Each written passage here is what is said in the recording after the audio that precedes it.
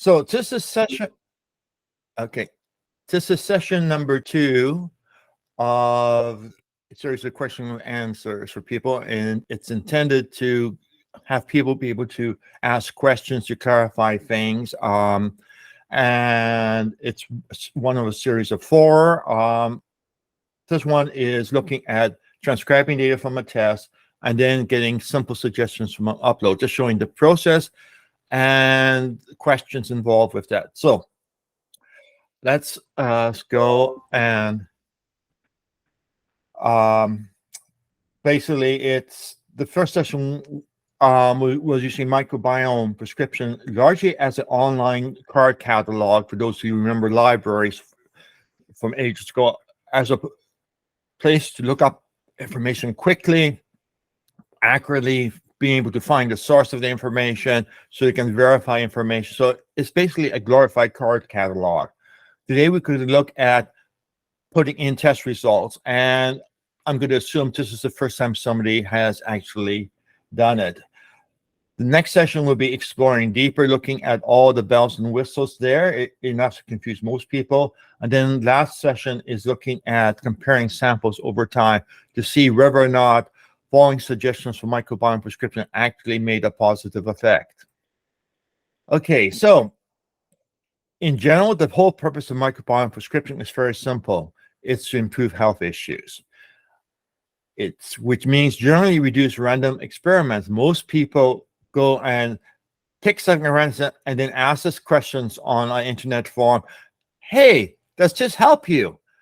With absolutely no reference to what conditions you have or what conditions they have. It's sort of a magical Hail Mary out there. And the goal is to try to reduce these type of random experiments, which generally don't turn out very well. Also, intent is to stop to reinventing the broken wheel. If something has already been studied before, especially for a condition, and doesn't work, well, there's not a great motivation to repeat the experiment.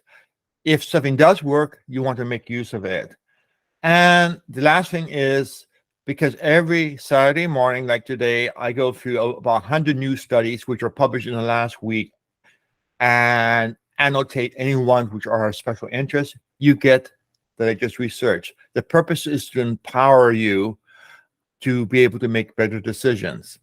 So session 2 is first upload, and we're going to be basically doing 3 things in it, or walking through 3 things. The first one is we are going to transcribe data, for example, from GI map or any one of dozen others. Then we're going to look at uploading a file. Last thing, we're going to be looking at transferring data directly from biome site across. All 3 of which basically gets data into the system, generally underneath your email. So the thing is that all 3 of these methods automatically will produce a PDF analysis automatically now, which was just implemented over the last week. You can also manually pick the scope of suggestions, and both routes of getting information does provide links to all the studies, so you can see the logic, or at least the reason for things being selected to take or things being suggested to avoid. In other words, empowering you to make better decisions. Okay, so let's go over to demo and discussion. The first thing we are going to do is take a look at a report, and let me find where I want. Okay, yeah. So we have a report here, and this is from a European provider, and most of these reports all have the same particular pattern. It will name a particular bacteria, show a scale with red or other colors at the extreme, and where you are there. Whether or not you are high or low is determined by the lab. I have no ability to do better statistical analysis as to where the points are. As some of you may have seen from some of my blog posts, most of the labs often uses a average and standard deviation spread, which works perfectly if you have a normal microbiome, if the microbiome distribution happens to be a bell curve, a normal distribution. 99.9% of the time, it's not, which means that the results are going to be a little bit off, in some cases, extremely off for what a correct range is. I have no access to how they're making the determinations. All we can do is trust them that their determination is correct or low. And so this is a relatively short report. And what I'm going to do is I'm going to shrink that and open up a new window, which I'm going to drag over here. I'm going to actually go over to microbiome prescription. And I'm going to actually transcribe the information across. So we go and give me a second. I need to do a quick expand to get that, upload samples. It now gives a list of samples. And we see all of them. And we have, this particular company happens to have the download available, but we also have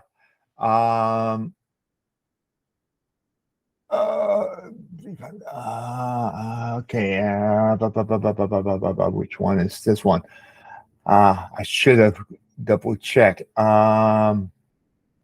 Let's assume it's this one. We'll find out there, or to the degree. So we now can go down and identify things which are in the test, and bifidal species is there, and that one is normal. We go down and we find something else in the list, like lactobacillus, and that is, now you have a decision. You have a red area here, and you have to make your own judgment call. I said as low as in probably right on the borderline, halfway or all the way down, and mark that one. Next one we have is Enterococcus, which is up here. And again, we mark that one as very low. Everything there is good. And okay, let's go up here and take a look at E. coli. And that one is, let's say, very high, the medium. Next one down the list is Tabasa, and that is at the species level. And that one is very high. And last one is Colostrum species. And that one is medium high. And anything else on the next page, we got those two. Those are our chemical results, which we don't deal with. Okay, so we have gone and we have transcribed the data. Simple as that, nothing astounding. Now we'll expand up the screen to see everything. And now we end up putting in your email, and I'll use my research at microbiome prescription.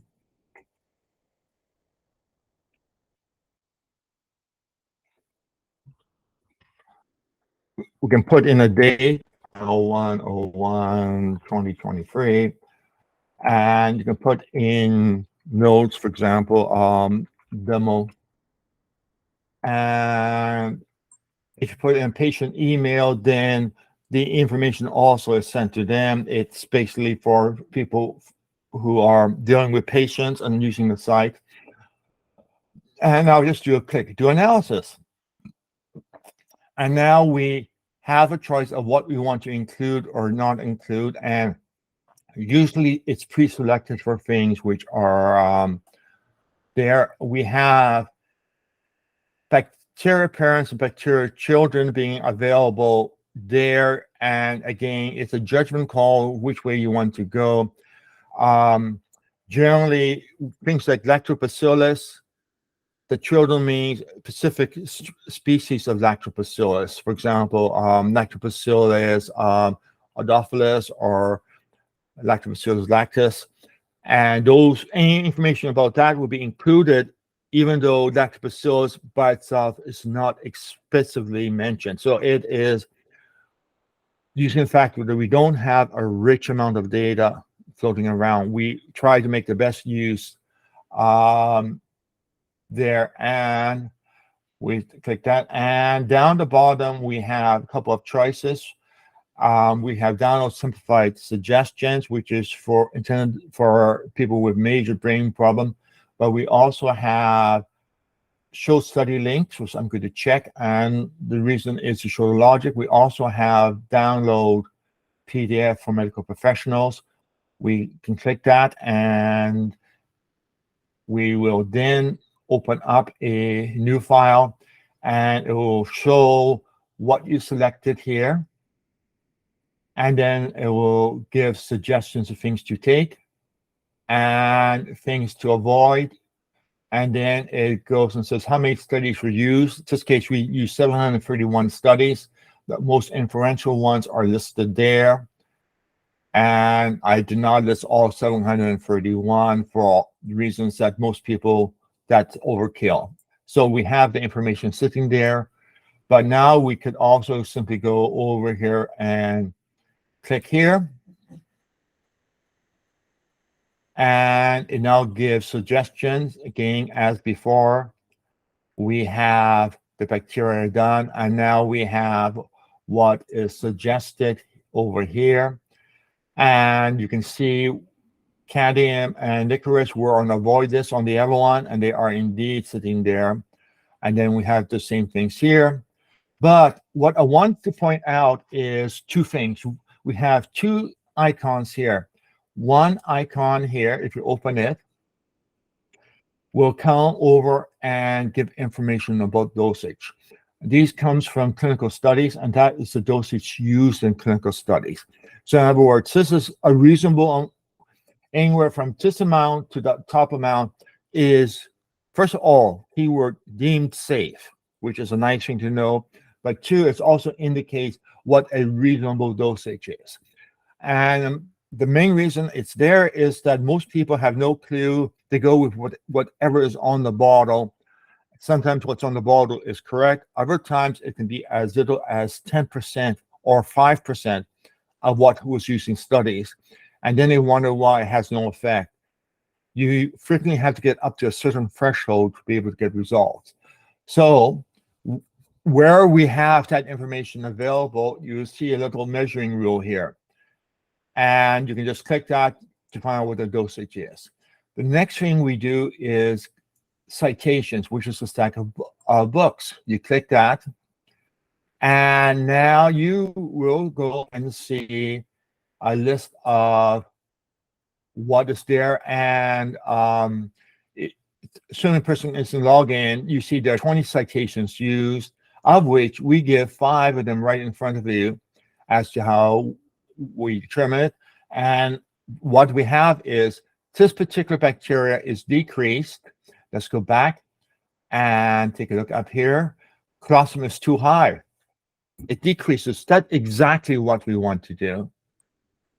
And resveratrol is what suggests to decrease it. And if we go back here, we see resveratrol is a to take. So the logic of making a suggestion is right in front of you with all the studies supporting it.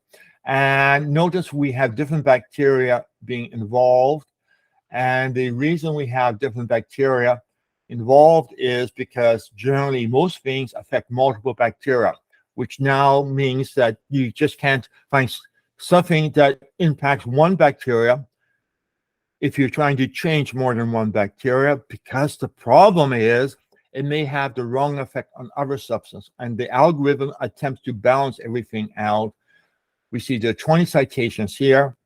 The weight here, the confidence, is determined by the number of citations and the nature of the citation. Let's go down to something at the bottom like buckwheat.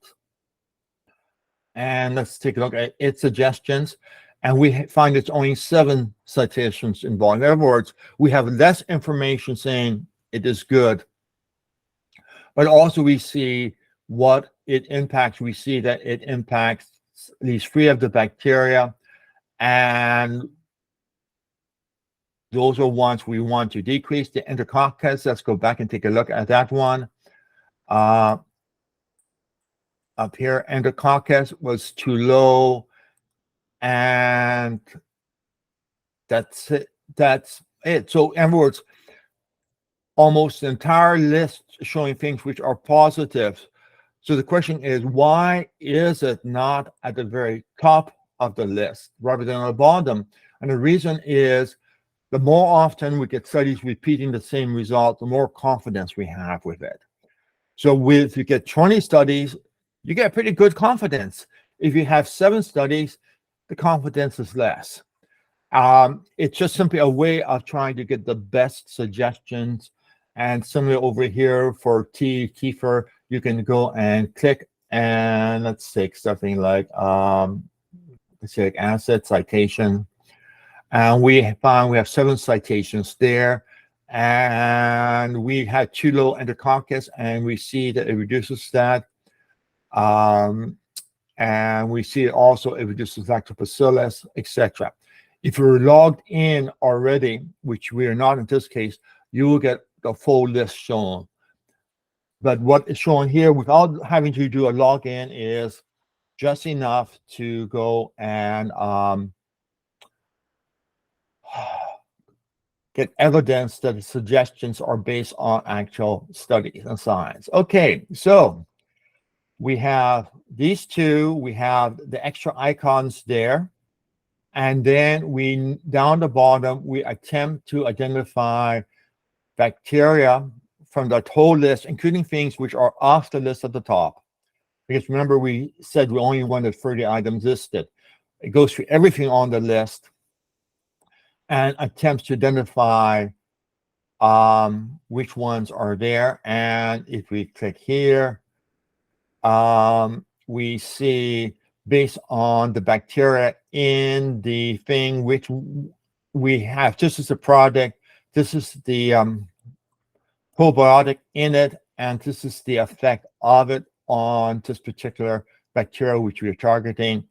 So it goes and makes life easy, presents the evidence. So these are ones which have basically positive effect. Again, the confidence number is based on the number of studies, or in this case particularly, also number of bacteria hits.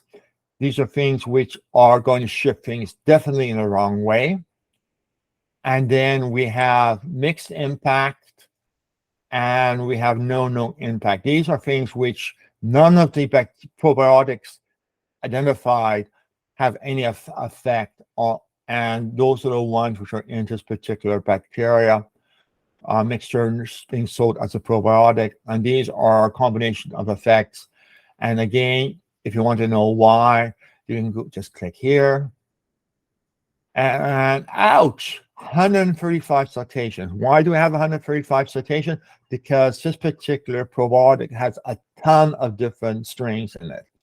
And the result is we have an explosion of information, which means it becomes much harder to determine what is the right or what is the wrong suggestion. So that is basically taking you through, let's shut that down, the probiotics list. Okay, at this point of time, I should ask, does anybody have a question they want to ask about it?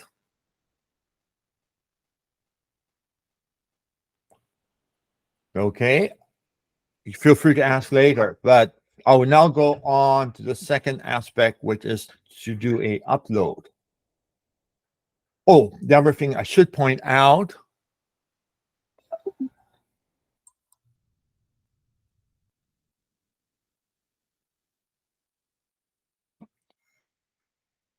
is that a report is automatically generated as a PDF when you do it down. If you have an email and if you have these 4 bacteria shifts being done, And there we have the same information, and we have the same suggestions, the same avoidance, and down the bottom, you have a list of the studies by the highest priority there. So it's not a complete list, but it does give you information. Just as particularly can be useful if you are working with a MD or other, and they want to know why certain things are being suggested to be avoided or certain things suggested to be taken.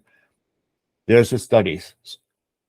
The whole intent is to make life easier for you. You get a nice, crisp, short list out of both, and that's it. You can go back to the other way if you want, and in the suggestions here, you could increase that to a higher number if you want to get even more lists shown. It's up to you which one. So now that we have done that much, let's go over to uploading your sample. And what we're going to do is we're going to do Thrive Inside Ombre. Here, I'll go and put my email here.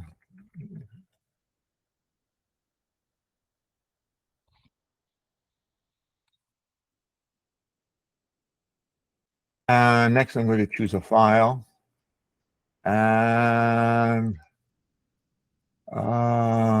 Thrive, I have a bunch of samples there. I'm going to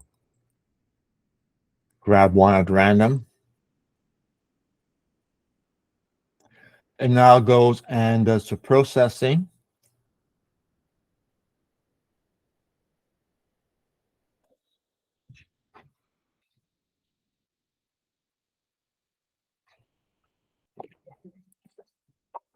You just saw its flash about updating percentiles.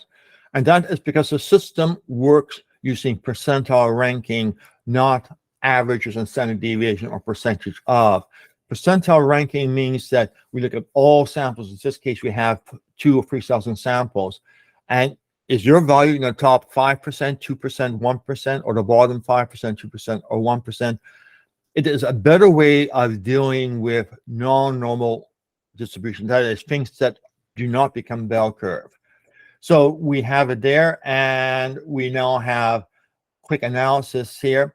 But at this point of time, I will be deferring the detail analysis, and this person actually looks pretty good with a pretty good balance there. In fact, yeah.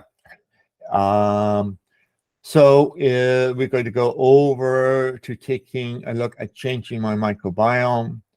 And we automatically see we have 4 things done. And that's because we're doing the upload.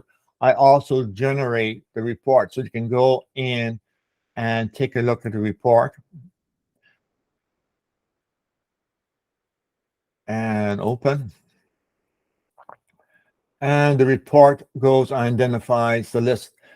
As you can see, we get a far bigger list of bacteria than we do from GI map or other things.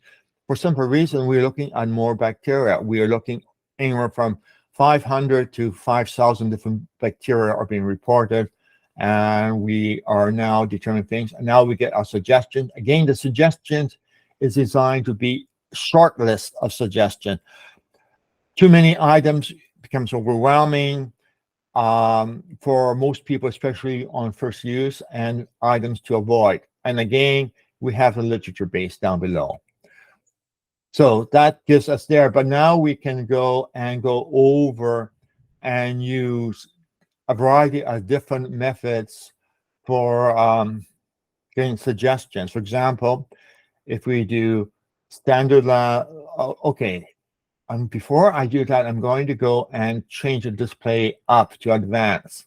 And that simply gives me more choices on the screen because I want to show something there, which is show study links. So that is there. It's the same thing as before. And you can now basically say everything, which will bring in antibiotics too. And we have, as we had before, the children and parent options there. And we'll do that and use bacteria high and low level. And we can go in and just select that. and click Get Suggestions. And we now have the same type of report coming out. Show bacteria details, and it gives a bit more information, and including information whether or not is associated with anything in particular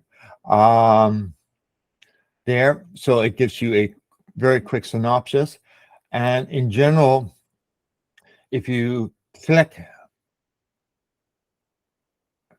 here, it will take you to the source of information. And then we have the items listed here, and we have a variety of, for example, antibiotics. We also have non-antibiotics.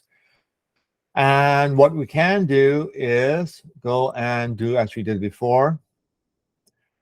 Take a look here, and we find 29 citations for this particular one, and you can see all the different bacteria it impacts with it. And if you want to, you can just go over and take a look at the publication. And there we find the article in Nature. And if you have a description or you want to buy it, you can read it there. Let's go back for this one. Actually, let's see whether or not. And there's the article. I have some links that goes to sources behind the paywall, and in which case you actually get the PDF sitting there, so you can read the full PDF in full. Finding that for most people will be a challenge. I find them and link them in so that people have a easier time verifying it. So most of the time you see publication is sitting there, even though the front door publication says you have to pay for it. I have made use of, I hate to say, a Russian site which provides that type of information. Some cases right there, the only thing you'll find is a summary, and that is it. And in this case, actually, you get a full free text being available. So gives the list, much longer list, and we again have commercial probiotics, and we see which one it is. Again, if you click here, you will see the information. And this particular case, I clicked because it is one single study, but that single study spells out just about everything. The other thing you will notice is it has little icons behind each study, and that means it is not explicitly stated in the study that this bacteria impacted, but this bacteria is a child of a different bacteria grouping, and because it's a child, we included. Other cases it is explicit there. Again, whether or not we include or exclude depends on what you're doing here. For example, if you want to do strict study citations, you can go and get suggestions there, and the list will change slightly most of the time. And some cases it moves up, and some cases move down. But generally, the list would be very similar, even with strict things. So you can go either way. So we have the usual. In this case, with the strict one, we have a much shorter list, and we have a good stack of -1, and then we have mixed biotic. And remember, folks, we have 300 commercial probiotics in our database, which usually just take a look at the first level. Don't go through the rest of it. You should be able to find most of the stuff here. And the negative impact you definitely want to avoid. The mixed impact you may want to review if you're taking it and see if your probiotics listed there. And if it's not listed on the page, drop me an email so I can get the information about it into the database. Okay, so if you go back to changing here, we'll see that we have suggestions there. And now we can actually view the basket consensus, which takes all the suggestions that's been done in the last 24 hours or since you empty the basket and put it all together on one massive page. And we have 1,600 different items listed. And again, we have priority, which is indication of confidence. On every report, it's scaled out of 1 to -1. Here we give a raw number, and you can see how many reports says to take it, how many says to avoid it, and the relative weight. For example, this one has some negative aspect, which means you may want to avoid doing it. In theory, you want something which is all positive and absolutely no negative, because that gives you the absolutely best thing. However, just think antibiotics. So you may want to do something and say, okay, let's take a look at amino acid, etc. My usual thing is look at the highest value divided by 2, which gives us a value of 400. And at that point, you want to take things which are 400 or above, in which case we only have one thing, melatonin. Diet style, 400 and above, nothing make it over the threshold. You could try just one. It is reasonable suggestion. It's just not what I would call absolutely preferred one. Flavonoids, we have 3, 4 of them, which are all sitting there very nicely, and some of them happen to be all coming from grapefruit. So you may want to be taking grapefruits very often. Fruits, caffeine. Okay, I get the hint. Whey is sitting up there. I wish we had information to differentiate whey from denatured whey, because there's evidence that they have different impacts, but I can't find studies so far on it. Herbs and spices, above 400. We have a good number of herbs and spices. Neem, which is nice as a tea, peppermint tea, thyme, cinnamon. There we have quite a number there, and then we have things like lemongrass. So you may well be doing lots of herbal teas or as herbal supplements. We have oddball things here, bismuth salts, sulfate food additives. They are there for the sake of completeness. In some cases, they'll show up as negatives. If we click here, we see things to avoid the negatives and the positive. Prebiotics. 400 is the magic cutoff point. No probiotics are in the absolutely preferred group. However, we do have mastic as pretty much on the borderline 400, which means it would be a reasonable probiotic to take, especially since it is a positive impact and 0-0. So there's no risk to it. These have a little bit of downside risk to it. And microcrystalline cellulose, it probably can be done. And then inulin, again, downside risk. So mastic gum would be my choice for the prebiotic, because upside only at halfway point or above, and good. Probiotics, we have one which stands out, which is Lactobacillus cereus, which if you're in Italy, you can get. If you're not in Italy, you're going to have to find friends in Italy, because it's only sold in that country. We have just one confusion, which is there. Again, it is a nice 200. It's close. So there, Bacillus lactosporum is another one. Chiota is down here. That is, I believe, in like Cute, which is available pretty much around the world, etc. So we have to there. Again, if you click on priority, it'll put in the other way. It will show things which you should avoid. For example, Lactobacillus mimosus GG is a very popular for naturopaths to say you should take it. In this case, it's saying you shouldn't take it. It will take things in the wrong direction. I'll probably no, I can't add that. Sugars and types of similars. We have the same thing. We'll start in high order. Sucralose, sucralose is the only one which is over the threshold. Vitamins, Vitamin B1, vitamin B12, B6, B7, B3, B9, and even vitamin C all make it in the top group. So all those are in the preferred list. And as for things you shouldn't take, vitamin K2 is there. And let's just find out what the threshold for the low level is, which is we'll just get rid of that. And it's again, it's about 450. So anything below 400, minus 400 is what you should pay attention to. Above that, it tends to be so there. So that takes it. Let's take a look, I think, at the retail probiotic suggestions.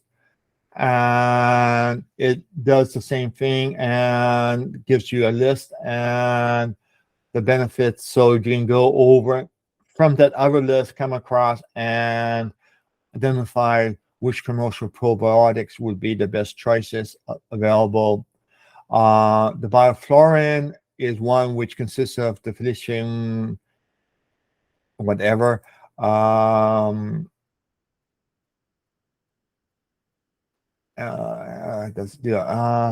don't give a list of it. Oh, right there. It consists of that bacteria only, so that's why it's the top of the list, and we saw that one in the recommended list near the top. Okay, so we have here, we have order, we have in progress Spanish versions of it. People do. And now I'm going to cross my fingers and click the food menu planner. And okay, I know the problem. So I will leave that for next week's session. So that basically takes us through how to do things with uploads. You have ability to do a variety of suggestions. You can use variety of people criteria for which bacteria are important or not important. And you can make a whole stack of different choices. And the reason is I don't know what the right answer is. My usual approach is to do 1, 2, 3, 4. These 4 here automatically to give you the consensus. They are the ones I find seems to give the best results. And just do that. But you are not required to do that. You can just go and empty the basket and then proceed with there. You can also go to all sorts of other things. Like, for example, if you go back here, you can go in and look at your microbiome tree, and you can go and hand pick which bacteria you want to modify. So if you're dealing with something like SIBO or other things, and you are focused on certain bacteria, you can go down and hand pick those bacteria to get suggestions. Again, that's all more suitable for next week. And there, so yeah, okay, and let me think. Anything else? I think that is there. We have a whole bunch of features. I'll leave that for next week. So at this point of time, I'll ask, anybody have questions to ask? I do have a question, but I think it might be more suitable for next week because it's a bit advanced, but I'm not sure if I will be able to attend. So I'd like to ask it now, if possible. Please do. Okay, so I would like to basically ignore the suggestions for a certain bacteria. I would like to get use the basket of suggestions and whatever what we were doing, but based on the context of my previous tests and my conditions and whatever I was trying to adjust, I believe that there might be some imprecision in the results of the test. Specifically, it tells me that I have 2.5 or 3% of bifidobacteria, which I believe is probably incorrect. based on the fact that I had basically 0 of them in the previous tests, and I did no interventions to increase them, and in fact had an illness that generally decreases them. So I would just like to take a look what the suggestions would look like if I ignored bifidobacteria. Is that possible? Yes, it is. It's a little bit time consuming, but it is. First of all, you start by doing empty the basket. Mm-hmm. Then you go back to here, do microbiome tree, and you select the ones which you are most interested in. Mm-hmm. Let's suppose that was it. Don't select bifidobacteria, and then you create a custom profile. So we have now the list there. You could go and take the list from okay, let's see if we have an example kicking around. No. You could take the list from here or wherever and make a decision of whichever one you want. But now you have the suggestions here. Now you just do click suggestions, and now you go through and you make the selections of what you want to do, and you get the suggestions that way. So we'll go and click suggestion in a new window. And now we have the suggestion based only on the bacteria you selected. Mm-hmm. Now, you raise an interesting aspect, the ability to exclude a specific bacteria. I could program that in, but I'm not sure how many people would make use of it. Right now, what I usually try doing is things that people like to use, I'll spend the time programming because people are going to use it. Things like that request gets a little bit advanced, in which case the microbiome tree is the best way. What I can do for the microbiome tree is add in an auto select here. You see all the blue in the list? Yes. What I could do is add an auto select button, which will automatically check those, which will save time. Oh, yeah, yeah. So that is how I can actually get a good, your question leads to a good improvement, which is very easy to do. And it allows you to do what you're asking for real fast, because now you just go down and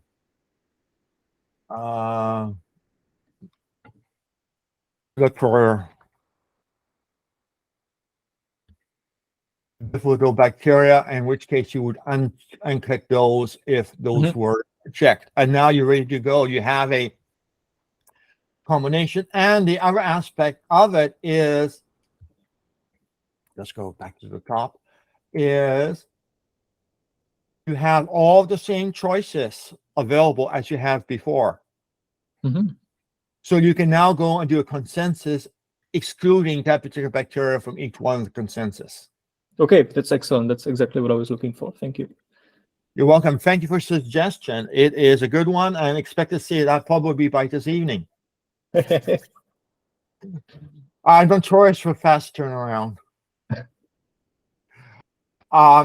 Especially when it's something simple to do like this. Okay, so any other questions? Then I'll go on and we'll look at the last one, which is it's going to be a very short one. And let's go over to biome site.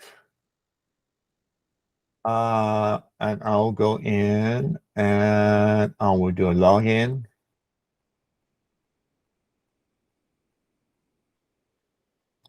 And what we have is third-party apps here, microbiome prescription.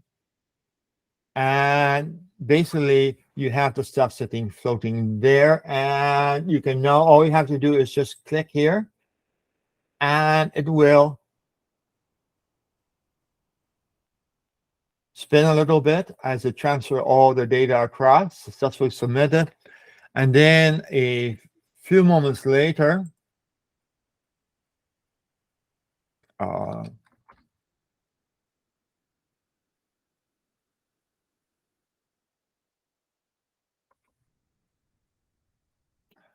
Okay.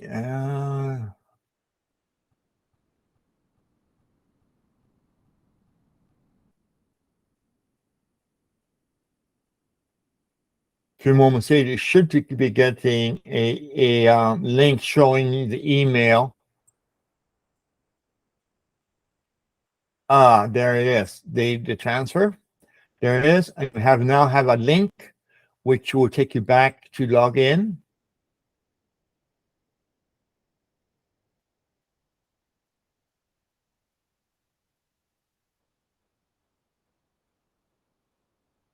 And we're now logged back in. Simple as that. So now you can go to your samples, or if you have other lab samples like GI map on your account, you can also do that.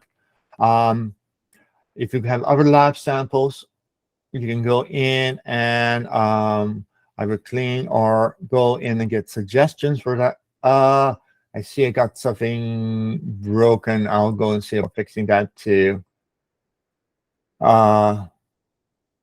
Or review. Let's see. Okay, nope. I got some broken things there. I suspect nobody uses it, so I haven't got any reports on it. If something breaks, please do it. Please drop an email to me. And in theory, we have a second one. Let's take a look. Okay.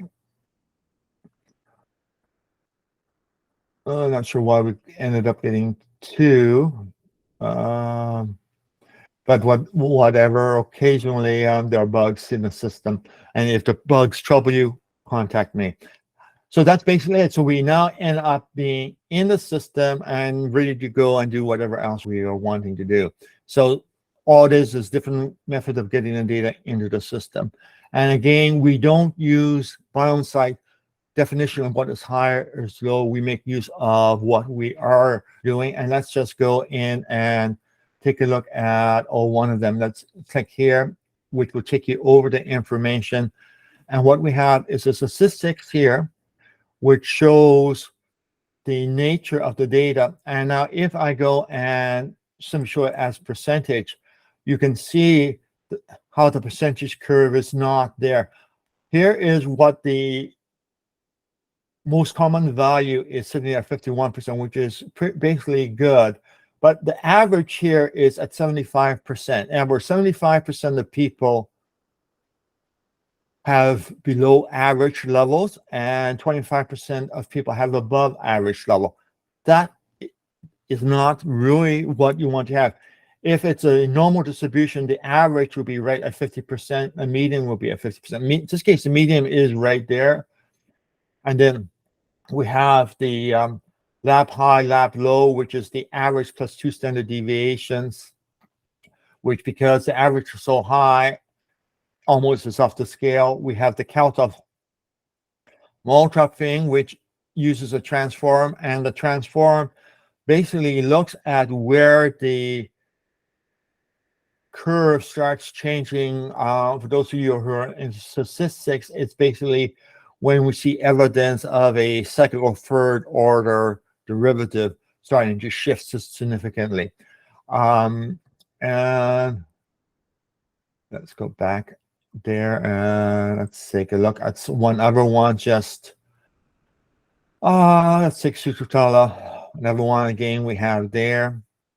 And you can see it's a very different type of graph. And it's basically like here. And then we get a sudden drop off. And at the drop off point, we have a cutoff mode of low. We have the medium being close to the 50. There we have the average being again high, and we have the average high. So it is, again, we have all sorts of different curves, and it's the fact that we have different curves that becomes a problem, especially trying to do probability analysis, because it is a non-normal distribution, and most of the tests are designed for normal distribution.